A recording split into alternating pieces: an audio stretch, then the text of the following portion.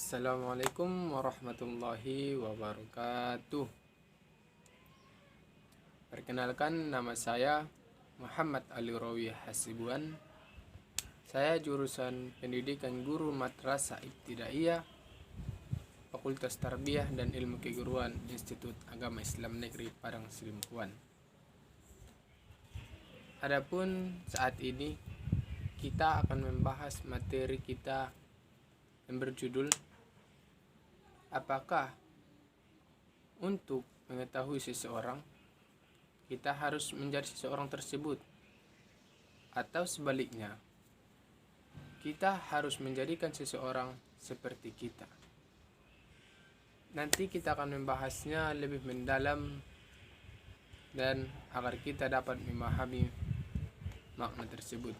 Dan tak lupa kepada teman-teman agar tidak lupa untuk men-share, men-like, men-subscribe video ini agar lebih berkembang dan pembahasan-pembahasannya lebih menarik. Oke, kita langsung saja beralih tentang materi kita. Baik, kita akan membahas tentang materi kita. Untuk mengetahui seseorang, apakah kita harus menjadi seseorang tersebut? Ini merupakan cakupan pembahasan yang mengenai tentang prinsip perilaku keadaan sosial. Karena apa? Apabila kita berkeinginan untuk menjadi seseorang yang kita inginkan, ataupun disebut dengan self ideal, orang yang kita inginkan, apakah yang harus kita lakukan? Dari pemberian makna ataupun pemberian pemahaman tersebut, kita harus menelaah dan memahami. Yang pertama, kalau kita ingin menjadi seseorang tersebut ataupun untuk memahami orang tersebut, kita harus menjadi orang tersebut, ialah apalah memang yang harus kita tiru dari orang tersebut, sehingga kita dapat mengetahui dan berspekulasi ataupun berpendapat bahwa orang yang kita inginkan ataupun kita tiru tersebut merupakan contoh yang baik. Bagaimana caranya? Itu kita lihat dengan cara apa yang akan kita tiru. Apakah merupakan dari contoh sifatnya atau contoh perilakunya, ataupun contoh dari hasil-hasil karya ataupun buah tangan yang dihasilkan oleh seseorang tersebut, sehingga kita dapat memahaminya. Dari penjelasan yang sebelum ini ataupun yang baru saja kita pahami ini, berarti kita harus meniru ataupun apa yang harus kita tiru dari seseorang tersebut. Untuk memahami seseorang, perlulah kita ketahui dasar ataupun yang menjadi bahan utama kita untuk mengetahui seseorang tersebut. Kita ambil contoh adalah yang akan kita tiru adalah seorang petani, ataupun untuk memahami seseorang petani biar lebih mudah kita pahami. Yang pertama, apa yang akan kita tiru dari petani sehingga kita dapat memahaminya ataupun mengetahuinya, seolah-olah kita memang ingin menjadi seseorang tersebut sebagai seorang petani. Yang kita ambil dari seorang petani tersebut ialah bahwa dia melakukan rutinitas kerjanya secara terstruktur, ataupun tidak semua harus selesai pada hari itu. Yaitu kita telah mengetahui bahwa petani tersebut melakukan pekerjaannya secara bertahap, artinya tidak selesai dalam sehari. Itu adalah salah satu contoh yang harus kita ambil untuk memahami dan memaknai sebagai seorang petani bahwa dia bekerja secara bertahap. Setelah kita mengetahui apa yang akan kita tiru dari cara kerjanya, yang kedua, cara kerja tersebut seperti apa dan apa yang harus dikerjakan terlebih dahulu, yang paling utama, sehingga tahap-tahap tersebut dapat dilalui. Contoh seorang petani itu, tahap pertama yang mereka lakukan adalah menanam buih ataupun menanam biji untuk sebagai bahan ataupun tanaman pertama yang akan ditanam. Kita akan melihat bahwa seorang petani tersebut akan merawat. Itulah yang disebutkan dengan secara bertahap, artinya tidak secara selesai satu hari, melainkan merawat, menjaga, baik secara 1 bulan, 2 bulan, 3 bulan ataupun 4 bulan, tergantung tanaman yang ditanam. Terus setelah kita ketahui, dia akan menanam buih. Yang kedua, dia akan melakukan ataupun merawat, baik dari menjaga dari rumput, hama, memberi pupuk agar tanaman tersebut tumbuh dengan baik. Setelah itu barulah masa panen ataupun menghasilkan barang ataupun dalam bentuk barang. Contohnya adalah beras ataupun padi tersebut setelah dipanen. Tadi kita telah mengetahui apa yang akan kita tiru seorang petani. Bagaimana cara kerja seorang petani tersebut sudah kita ketahui. Yang ketiga, apa dampak yang akan diperoleh seseorang petani tersebut ataupun sebaliknya kepada orang lain. Dampak yang akan diterima oleh seorang petani tersebut ialah berupa keuntungan, karena barang yang dihasilkan oleh seorang petani tersebut, baik itu berupa padi, jagung, ataupun sayuran-sayuran lainnya, sehingga dia akan memperoleh keuntungan. Dan sebaliknya kepada orang sebagai orang ketiga, yaitu para pembeli, akan mendapatkan barang berupa makanan ataupun bahan untuk masak. Sudah terdapat 3 bahan, yaitu bagaimana ataupun apa yang akan kita tiru dari seseorang tersebut, bagaimana cara kerja orang tersebut. Ketiga adalah apa dampak yang akan kita peroleh dari orang tersebut. Terusnya ialah, inilah yang paling penting,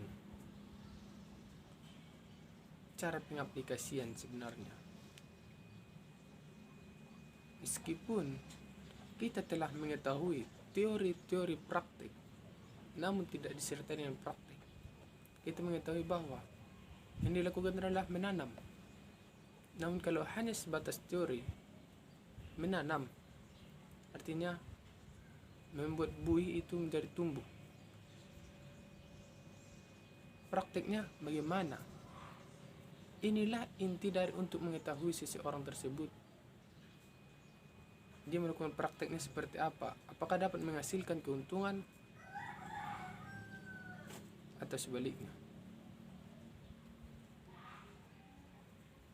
Petani melakukan ataupun melaksanakan ataupun mengerjakan pekerjaannya itu secara bertahap dan penuh kesabaran, karena hasil yang akan didapatkan itu memiliki 2 dampak.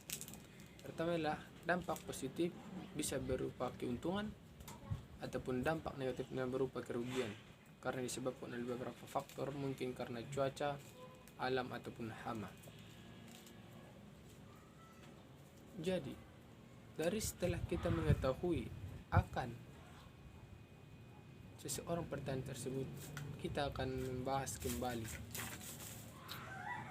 Kita telah mengetahui seseorang tersebut. Jadi, apakah kita harus menjadi seseorang tersebut? Inilah pokok pembahasan kita. untuk mengetahui seseorang, apakah kita harus menjadi seseorang tersebut?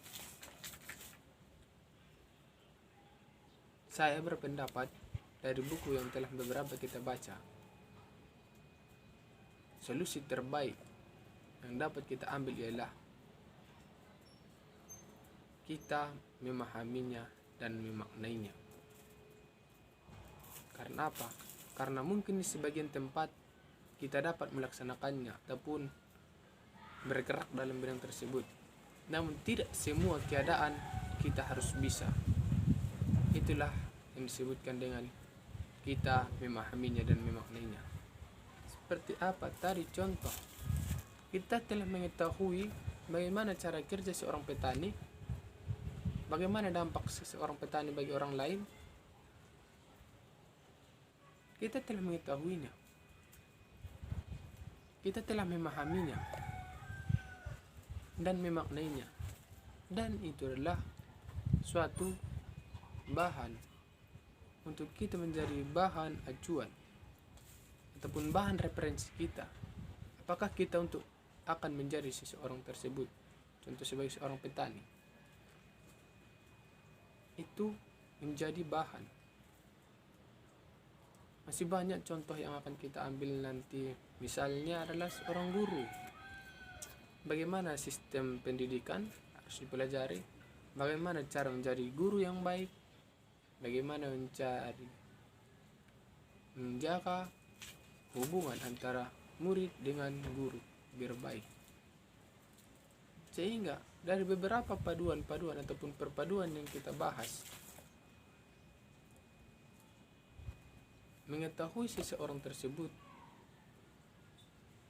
kita cukup memahaminya dan memaknainya.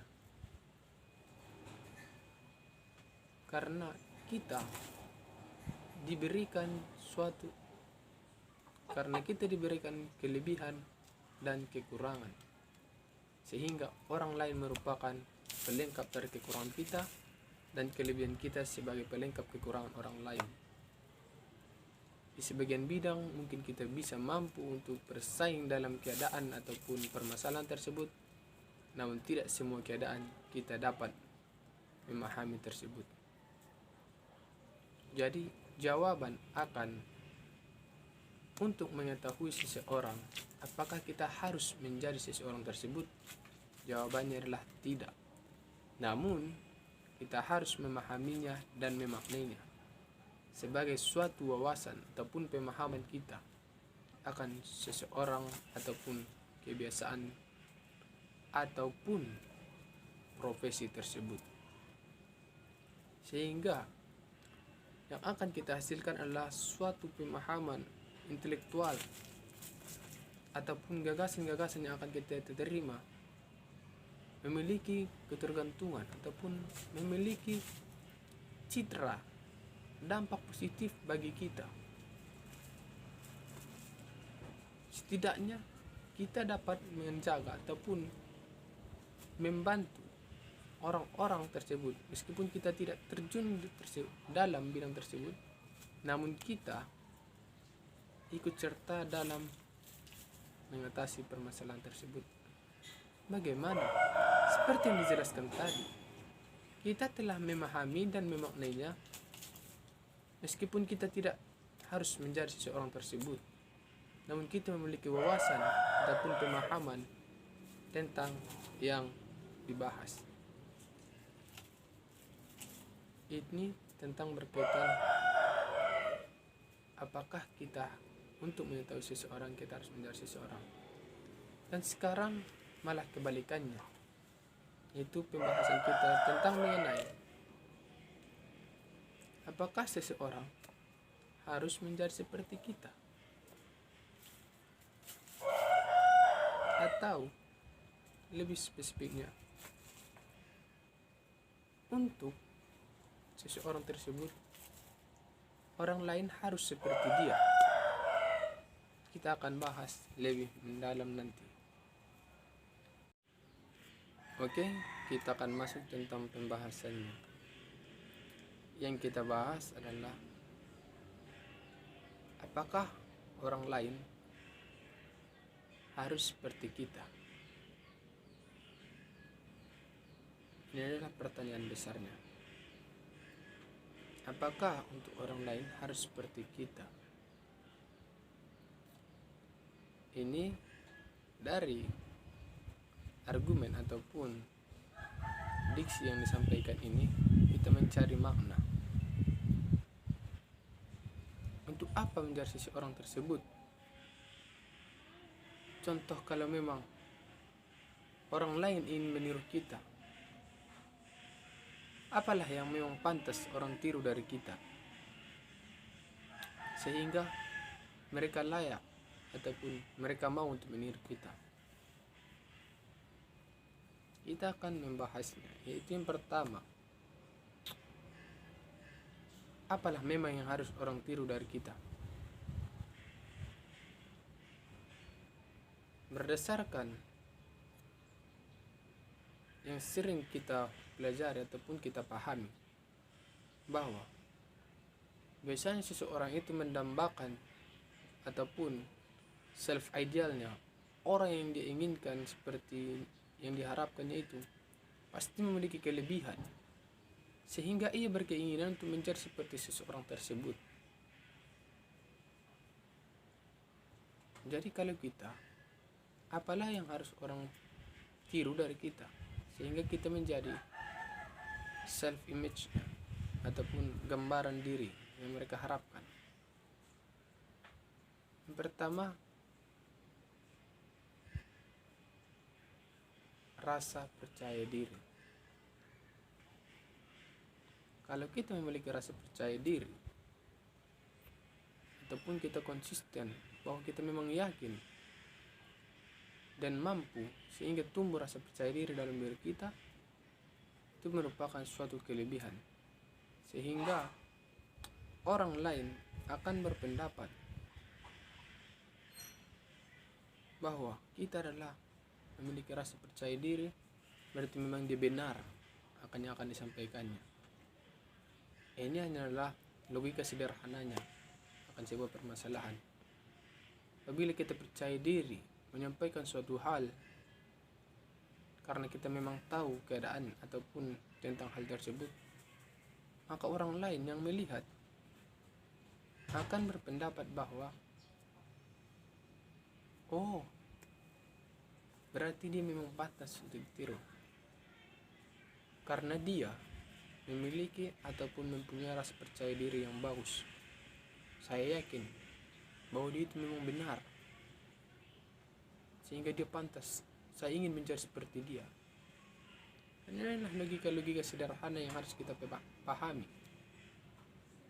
sehingga orang lain ingin menjadi seperti kita.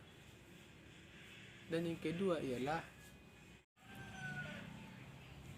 yaitu tentang mengenali kepribadian ataupun mengenal diri sendiri ataupun konsep diri. Kenapa yang kedua ini adalah mengenal kepribadian? Menurut di dalam buku Tursan Hakim yang berjudul Mengatasi Rasa Tidak Percaya Diri, di sini juga dijelaskan bahwa orang yang memiliki kepribadian ataupun sifat yang tertanam di dalam dirinya itu sangat berpengaruh akan rasa percaya dirinya. Karena apa? Banyak hal di dalam kehidupan nyatanya saja mungkin kita akan mengetahui dia pendiam, dia kurang bersosialisasi dengan masyarakat, dia kurang akan sebuah pemahaman ataupun pengetahuan, dia tidak terlalu menyukai akan keramaian. Ini akan merupakan contoh-contoh yang menyebabkan orang ataupun kita sendiri dapat mengetahui apa kepribadian yang tertanam dalam diri kita. Contoh, kepribadian saya adalah orang pendiam, pemarah, arogan, ramah, ataupun yang lain sebagainya. Inilah yang menjadi mengapa kepribadian tersebut ataupun konsep diri yang ada dalam diri tersebut harus kita ketahui. sehingga kita akan menimbulkan rasa percaya diri kita, akan meningkatkan rasa percaya diri yang tertanam dalam diri kita.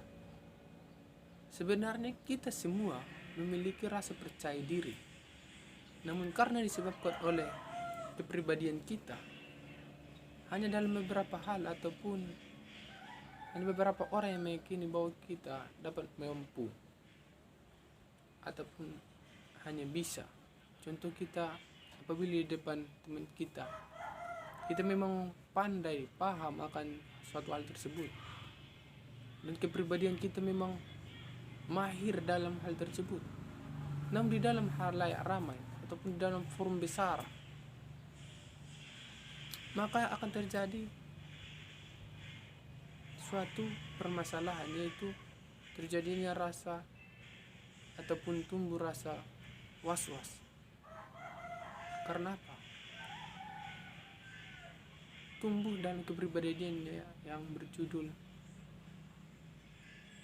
was-was disebabkan banyaknya orang-orang, dan juga disebabkan oleh banyaknya pemahaman-pemahaman yang nanti akan dia terima dari orang lain, sehingga menyebabkan kepribadiannya mulai rendah, dan sehingga turun pula rasa percaya dirinya.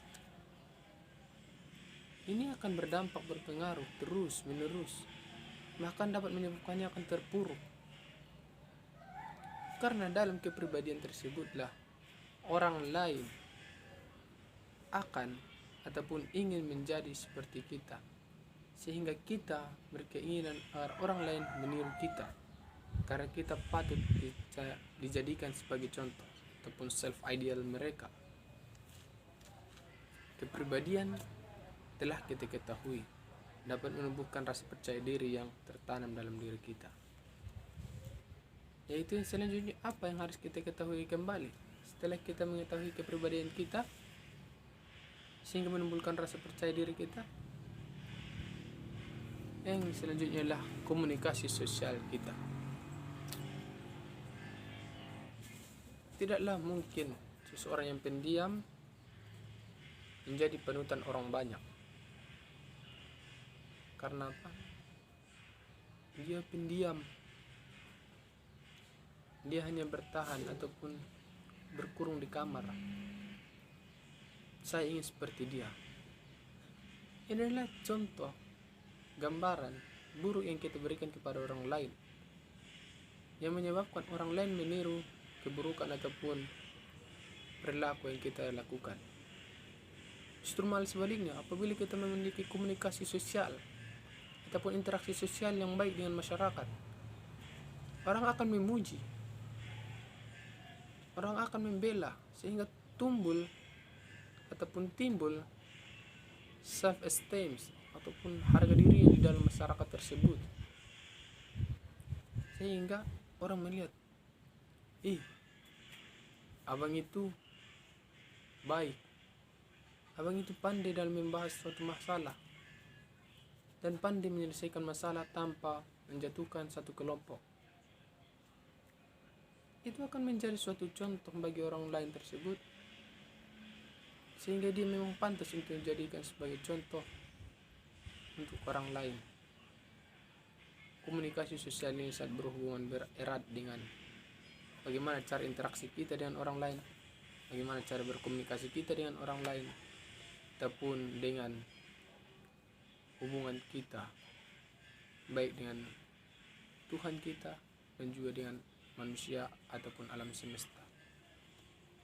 Setelah kita mengetahui bahwa timbulnya rasa percaya diri disebabkan oleh karena kita memang tahu akan satu hal sehingga kita percaya, dan juga karena memang berdasarkan kepribadian kita memang rajin, kita memang ramah, kita memang pandai, sehingga rasa percaya diri kita makin tumbuh, dan juga di dalam sosial masyarakat juga kita dipandang secara baik, sehingga harga diri ataupun social esteem kita makin tinggi derajatnya di dalam masyarakat. Ini akan menjadi suatu gambaran-gambaran ataupun suatu rincian-rincian ataupun bahan-bahan bagi orang lain. Saya ingin menjadi seperti dia. orang lain ingin menjadi seperti saya, berarti saya memiliki kelebihan yang pantas sehingga orang lain meniru kelebihan saya tersebut. Kalau saya malah memiliki kekurangan ataupun malah membuat terpuruk orang lain, itulah suatu masalah, bukanlah suatu kelebihan yang kita miliki. Memang kita sadari setiap orang memiliki kelebihan dan kekurangan. Sehingga saya sampaikan tadi, kita adalah masalah ataupun kekurangan kita adalah akan dilengkapi akan kelebihan orang lain, dan kelebihan kita akan menutupi kekurangan orang lain. Ini akan berkesinambungan agar terciptanya hubungan sosial masyarakat yang baik. Mungkin dari pembahasan ini kita mengambil 3 contoh saja, yaitu tentang rasa percaya diri yang tumbuh di dalam diri kita. Yang kedua ialah tentang rasa ataupun mengenali kepribadian kita. Dan yang ketiga ialah komunikasi sosial. Dari pembahasan yang telah kita bahas tadi, baik untuk mengetahui seseorang, apakah kita harus menjadi seseorang tersebut? Jawabannya tidak. Namun kita cukup memahami dan memaknainya sebagai suatu pengetahuan dan juga pemahaman kita. Karena apabila terjadi suatu permasalahan ataupun suatu kejanggalan, mudah-mudahan kita dapat membantu dan menyelesaikan masalahnya. Dan ini, apakah orang lain harus seperti kita? Jawabannya adalah sama, yaitu tidak. Mereka dalam beberapa hal memang bisa seperti kita, namun tidak dalam semua hal. Sehingga jawaban tidak bisa tidak, bisa ya, tergantung dalam keadaan hal. Banyak sekali kita bahas tentang mengenai pembahasan ini, namun inti yang kita pahami dari pembahasan kita adalah bahwa seseorang itu diciptakan memiliki kekurangan dan kelebihan, sehingga kekurangannya akan dilengkapi oleh kelebihan orang lain, dan kelebihan kita akan melengkapi kekurangan orang lain. Banyak sekali ataupun problem yang kita terima dalam masyarakat. 1000 kebaikan kita akan terhapus oleh 1 kesalahan kita. Dan mereka tidak lupa bahwa kita memang diciptakan memiliki kekurangan dan kelebihan ataupun dalam sifat lupa kita. Sehingga apabila kita ingin memiliki ataupun memiliki self ideal, seseorang gambaran yang ingin kita harapkan, kita harus berusaha menjadi seseorang yang lebih baik dalam keadaan tersebut, sehingga kita dapat mencapai dan menggapai sebagaimana yang telah orang tersebut capai. Dan masa sebaliknya, apabila kita memang sedang berada di dalam gambaran seseorang ataupun keinginan orang-orang banyak, kita harus memberikan contoh, kita harus memberikan image ataupun gambaran agar orang lain meniru kita berdasarkan kelebihan-kelebihan yang kita punya. Mungkin sekianlah yang dapat kita pahami, yang kita bahas tentang materi ini.